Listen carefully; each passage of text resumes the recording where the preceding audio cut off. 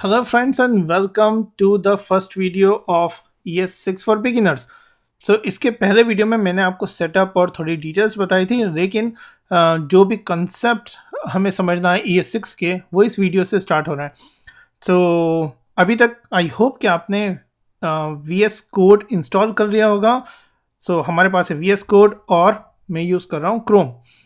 अगर आपने अभी तक इंस्टॉल नहीं किया तो मेरा पिछला वाला वीडियो देखिए, उसमें मैंने पूरा इन्वायरमेंट सेटअप बताया है कि हम क्या क्या यूज़ करेंगे। हमें चाहिए या तो नोड इंस्टॉलेशन या फिर पाइथन। मैं आपको रिकमेंड करूँगा कि आप नोड इंस्टॉल कीजिए और मैंने बताया है किस तरह से इंस्टॉल करना है। जब आप इंस्टॉल कर लेंगे तब मैंने इसमें ये भी बताया था कि नोड का एक पैकेज है NPM में। NPM जो है वो नोड पैकेज मैनेजर है और NPM यूज़ करके हम कोई भी डिफरेंट पैकेजेस इंस्टॉल कर सकते हैं। वैसे ही एक पैकेज मैंने बताया था HTTP सर्वर, ओके।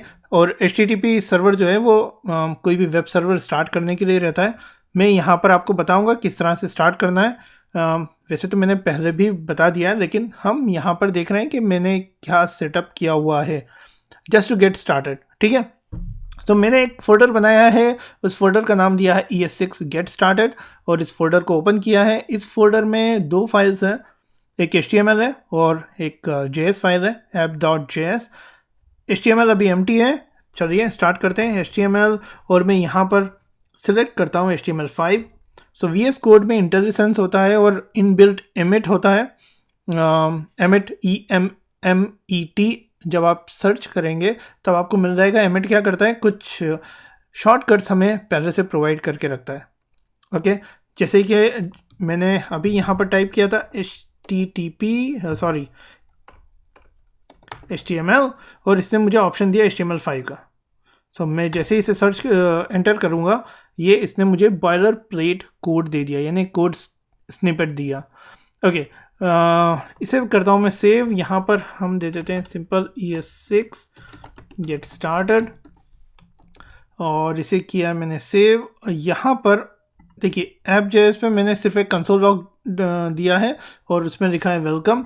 अब हमें ये फाइल इसमें इंक्लूड करना है। यहाँ पर सबसे पहले तो मैं एक h1 टैग लेता हूँ और उसमें लिख देता हूँ हेलो वर्ल्ड और जस्ट बिफोर बॉडी क्लोजिंग यहाँ पर मैं लिखता हूँ एक स्क्रिप्ट src और यहाँ जो स्क्रिप्ट src पे फाइल देता हूँ app.js, ओके। आप app.js भी दे सकते हैं या फिर एक जो यूजुअली नोड में हम यूज़ करते हैं ये कन्वेंशन // ओके // इससे क्या रहता है, ये एक प्रॉपर कन्वेंशन हम यूज़ कर रहे हैं। हम इसी तरह से देंगे। जैसे ही आप फॉर एग्जांपल डॉट देते हैं, डॉट करके स्लैश दोगे, वैसे ही ये बता देगा कौन सी फाइल्स अवेलेबल है। जो डॉट रहता है ये करंट फोल्डर के लिए डिनोट करता है। अगर हम डॉट नहीं लगाएंगे और ऐसे देंगे तो ये रूट फोल्डर को डिनोट करता है। धीरे धीरे आप जैसे ही प्रैक्टिस करेंगे आपको आइडिया हो जाएगा, so don't worry about it, ठीक है। चलिए मैं इसे करता हूँ सेव और हम सबसे पहले स्टार्ट करते हैं सर्वर। सर्वर के लिए जैसे मैंने बताया था HTTP सर्वर,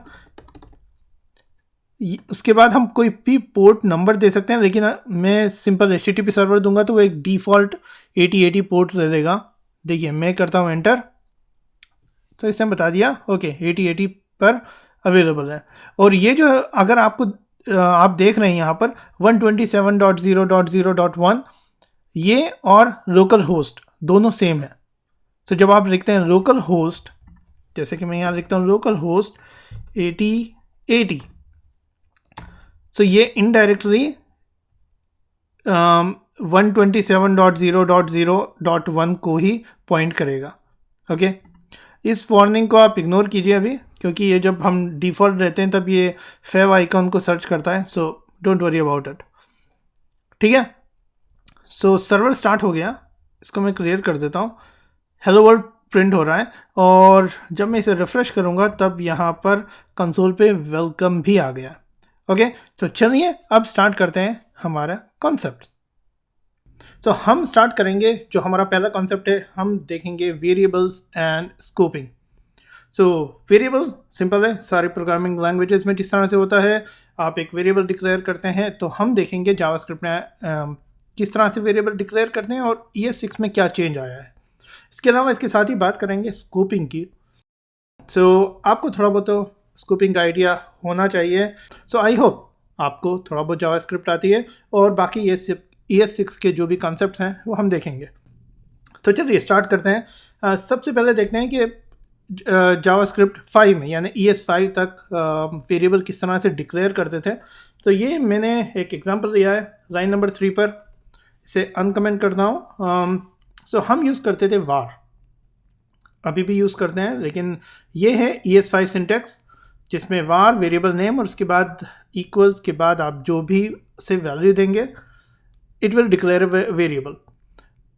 ES6 में दो नए तरीके आए हैं वेरिएबल डिक्लेयर करने के। तो पहला है लेट और दूसरा जो है वो है कॉन्स्ट। तो हम ये भी समझेंगे कि वार में ऐसी क्या प्रॉब्लम थी जिसकी वजह से लेट और कॉन्स्ट की ज़रूरत पड़ी। ओके, कुछ प्रॉब्लम होगी, उसी को फिक्स करने के लिए लेट और कॉन्स्ट आया होगा, राइट। सो यही हम समझेंगे।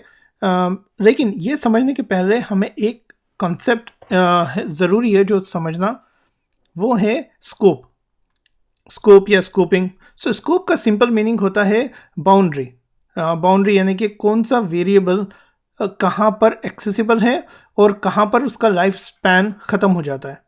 ये सारी प्रोग्रामिंग लैंग्वेजेस में होता है। हर प्रोग्रामिंग लैंग्वेज का अपना कुछ डिफरेंट कॉन्सेप्ट हो सकता है, जावास्क्रिप्ट का थोड़ा डिफरेंट है, लेकिन कॉन्सेप्ट सेम है कि स्कोप मीन्स कोई भी वेरिएबल कहाँ डिक्लेयर हुआ, कहाँ तक उसका लाइफ स्पैन है, यानी कि कहाँ तक वो अलाइव है, और कहाँ पर जाकर गार्बेज कलेक्टर उस वेरिएबल की जो मेमोरी स्पेस अलॉटेड है वो उसको कब कलेक्ट कर लेता है। सो आइए देखते हैं। ये है एक ब्लॉक। सो ब्लॉक जो है ये कर्ली ब्रैकेट से जाना जाता है। ये ब्लॉक कुछ भी हो सकता है, ये हो सकता है एक फंक्शन, इफ़, फॉर, या किसी भी अलग तरह का कोई भी लूप, वाइल, डू वाइल या स्विच स्टेटमेंट। और इस ब्लॉक में हम लिखते हैं कोई भी वेरिएबल्स या जावास्क्रिप्ट स्टेटमेंट या फिर कोई भी अपना कोड। जैसे कि यहाँ मैंने एक वेरिएबल डिक्लेयर किया एफ नेम और उसे वैल्यू दी शाहिद। अब हमें ये देखना है और ये समझना है कि ये जो वेरिएबल है ये कहाँ कहाँ एक्सेसिबल है। क्या सिर्फ ये इस ब्लॉक तक एक्सेसिबल है या फिर इस ब्लॉक के बाहर भी एक्सेसिबिलिटी है। यूजुअली जो हमारी थिंकिंग रहती है वो यही रहती है कि जो वेरिएबल हमने किसी ब्लॉक में डिक्लेयर किया है वो इस ब्लॉक तक ही लिमिटेड है। और याद रखिए ये एक वैलिड जावास्क्रिप्ट है। अगर मैं कुछ भी इफ़ या फॉर नहीं लगाता हूँ, सिर्फ एम्प्टी ब्लॉक लिखता हूँ, तब भी ये एक वैलिड जावास्क्रिप्ट है। यहाँ पर मैं लेता हूँ इफ़ और यहाँ, और इसे देते हैं वैल्यू ट्रू। तो मैंने एक फ्लैग बना दिया है जो ट्रू या फॉल्स हो सकता है, और मैं यहाँ पे इफ़ कंडीशन लगाई है। तो देखिए अब यहाँ पर मैंने दिया है इफ़, अगर ये फ्लैग ट्रू है तब ये इसके अंदर आएगा, और यहाँ पर एफ नेम को जो है डिक्लेयर करेगा। ओके, एफ नेम मैंने दिया है शाहिद। तो हम जो सोचते हैं स्कोपिंग के बारे में वो ये है कि जो मैंने वेरिएबल यहाँ पर डिक्लेयर किया है इफ ब्लॉक के अंदर, उसकी जो लाइफ है, वो लाइफ स्पैन और जो एक्सेसिबिलिटी है वो इफ ब्लॉक के अंदर ही होनी चाहिए, इफ ब्लॉक के बाहर नहीं होनी चाहिए। करेक्ट। चलिए मैं यहाँ पर इसको कॉपी करता हूँ और इफ ब्लॉक के बाहर देखते हैं कि क्या ये प्रिंट कराता है। अब जब मैं रिफ्रेश करता हूँ तो ये देखिए ये तो इफ के बाहर भी एक्सेसिबल है।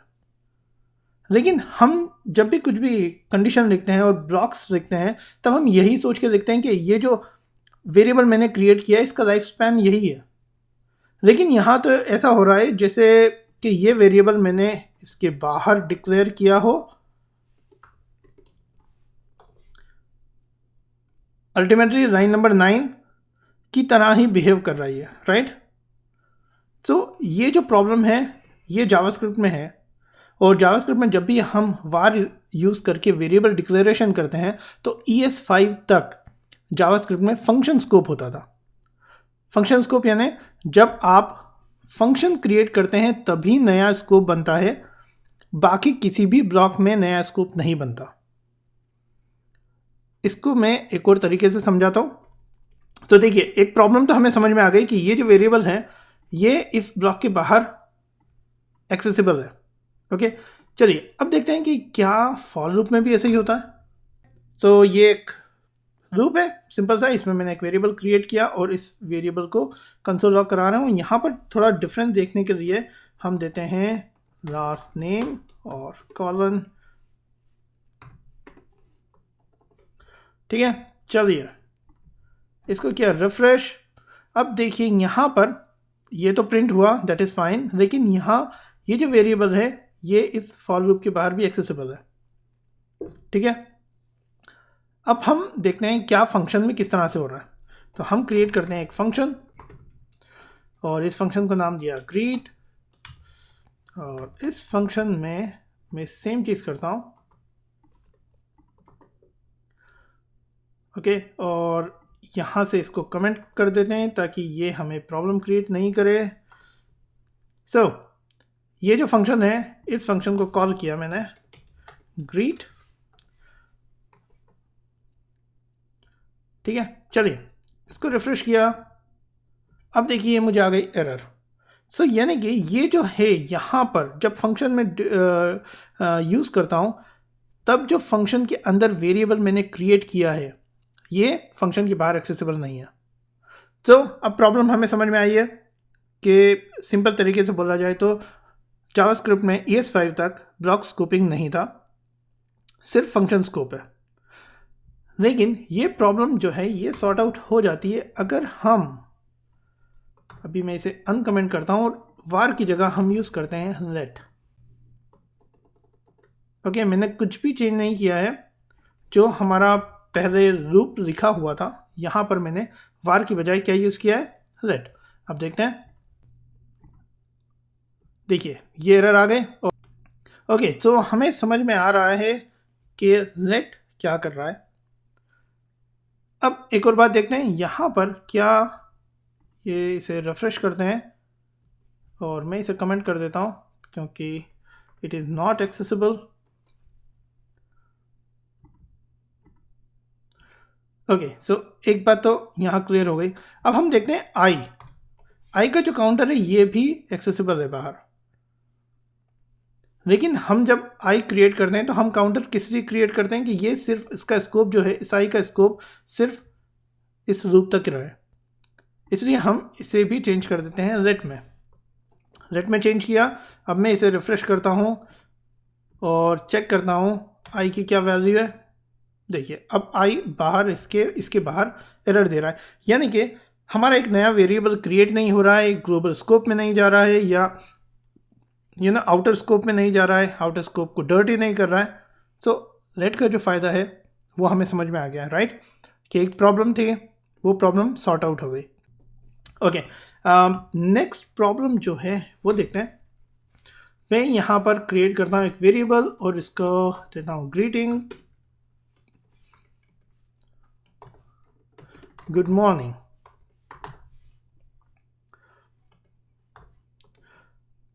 और ये वेरिएबल क्रिएट किया है मैंने लाइन नंबर 3 पे, लेकिन मैं इस वेरिएबल को यहाँ पर प्रिंट करा के देखता हूँ। और तो देखिए वेरिएबल मैंने डिक्लेयर किया है लाइन नंबर 3 पे, लेकिन मैं उसे यूज़ कहाँ कर रहा हूँ, लाइन नंबर 1 पे। तो यहाँ कोई मुझे एरर नहीं आ रही है, जब बल्कि यहाँ पर जो उसका आउटपुट आ रहा है वो आ रहा है अनडिफाइंड। अब मैं इसे कॉपी करता हूँ और लाइन नंबर 4 पे देखते हैं क्या होता है। तो देखिए पहला जो आया है आउटपुट वो है अनडिफाइंड, और सेकंड जो आया है इसमें वैल्यू प्रिंट हो गई है।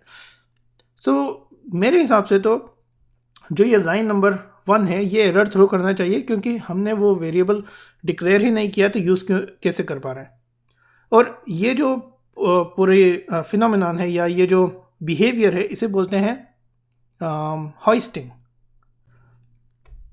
और ये जो हॉइस्टिंग है ये जावास्क्रिप्ट में कई बार कन्फ्यूजन क्रिएट करती है, प्रॉब्लम क्रिएट करती है, लेकिन अगर आपने जावास्क्रिप्ट में अच्छे से प्रोग्रामिंग की है तो आप इसे अच्छी तरह से समझ सकते हैं। अल्टीमेटली होता क्या है, होइस्टिंग में मैं बहुत ज़्यादा डिटेल में नहीं जाऊंगा, लेकिन मैं थोड़ा सा आपको होइस्टिंग के बारे में बता दूं। होइस्टिंग क्या होता है, जो भी कंपाइलेशन टाइम पे जावास्क्रिप्ट का जो इंजन है, जावास्क्रिप्ट इंजन जो भी मेमोरी अलॉटमेंट करता है उसे बोलते हैं होइस्टिंग। तो क्या होता है कि जब जावास्क्रिप्ट इस कोड को कंपाइल करेगा तो वो ये जो वेरिएबल है इसके लिए मेमोरी अलॉट कर देगा, लेकिन उस मेमोरी में वैल्यू नहीं डालेगा। ये जो वैल्यू है ये कब आती है, एग्जीक्यूशन टाइम पे, लेकिन जो डिक्लेरेशन है वो होता है कंपाइलेशन टाइम पे, और इसीलिए यहाँ पर अनडिफाइंड आ जाता है। लेकिन ये थोड़ा कंफ्यूजिंग होता है ओके समझने के लिए। So I hope it is clear. अगर आपको ज़्यादा डिटेल जाननी हो तो मैंने अपने कोर्स में भी इसके बारे में काफ़ी डिटेल में बात की है, नहीं तो आप इंटरनेट पे भी सर्च कर सकते हैं। ओके अब अगर मैं इसे चेंज कर देता हूँ लेट में, तो देखते हैं, देखिए यहाँ पर आ गई है एरर। सो लेट क्या करता है, लेट होइस्टिंग नहीं होने देता है। ओके सो लेट में होइस्टिंग नहीं होता है या वो नहीं होने देता है, इसका मतलब है जो भी वेरिएबल आपने जहाँ डिक्लेयर किया है वो वेरिएबल वहीं यूज़ हो सकता है, या उसके बाद यूज़ होगा, उसके पहले यूज़ नहीं हो सकता। और अगर हम प्रोग्रामिंग फंडामेंटल्स देखें या हम जिस तरह से प्रोग्राम करते हैं हम उसी तरह से करते हैं, राइट। हम पहले वेरिएबल डिक्लेयर करते हैं, उसी के बाद यूज़ करते हैं। सो ये एक काइंड ऑफ आप बोल सकते हैं एक फ्लॉ था जावास्क्रिप्ट में जो लेट उसे फिक्स कर रहा है। ओके इसके अलावा लेट में और क्या है देखते हैं। चलिए मैं इसे फिर से चेंज कर देता हूँ, ग्रीटिंग। अभी क्या है कि ये समझिए मेरा एक बहुत लंबा बहुत बड़ा कोड बेस है, यानी thousands of line of JavaScript code, और मैंने कहीं एक जगह ये वेरिएबल डिक्लेयर किया है ग्रीटिंग, और मैंने बाद में मेरा बहुत सारा कोड है, और उसके बाद ये समझिए ये लाइन नंबर 10 है, ये लाइन नंबर 10,001 है, और यहाँ पर मैंने फिर से ग्रीटिंग वेरिएबल क्रिएट कर दिया है और यहाँ पर बोल दिया है गुड इवनिंग।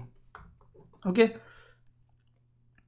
अब क्या होगा, जब मैं इसको तो यहाँ से हटा देते हैं और यहाँ पर लाइन नंबर 9 पर पेस्ट कर देते हैं। ओके अब क्या होगा, मैं इसे करता हूँ रिफ्रेश, तो देखिए एक बार प्रिंट हो गया गुड मॉर्निंग, एक बार प्रिंट हो गया गुड इवनिंग, और ये दो वेरिएबल्स सेम नेम के हैं जिन्हें मैं डिक्लेयर कर रहा हूँ, जस्ट वैल्यू डिफरेंट है, नेम सेम है। तो ये क्या होता है, ये क्या कई बार एक्सीडेंटल ओवरराइटिंग हो जाता है, क्योंकि जब मैंने यहाँ पर बाद में जब ये वेरिएबल मैं यूज़ कर रहा हूँ तब मुझे ये नहीं पता कि ये वेरिएबल ऑलरेडी मैं ले चुका हूँ। ओके या इस तरह का ग्रीटिंग नाम का कोई वेरिएबल ऑलरेडी मेरी फाइल में यूज्ड है। अब क्या करते हैं, हम इसे चेंज कर देते हैं लेट में। ओके और देखते हैं लेट क्या करता है। देखिए लेट ने एरर थ्रो कर दी, और एरर मैसेज है identifier greeting has already been declared, यानी कि ये आपने जो भी वेरिएबल यूज़ कर रहे हो ये ऑलरेडी यूज़ हो चुका है। सो इसका मतलब है सेम स्कोप में सेम वेरिएबल नेम आप दोबारा यूज़ नहीं कर सकते हो। So this is the usage of let. I hope कि आपको समझ में आया होगा। तो चलिए आगे बढ़ते हैं और देखते हैं थोड़े बहुत और कॉन्सेप्ट्स।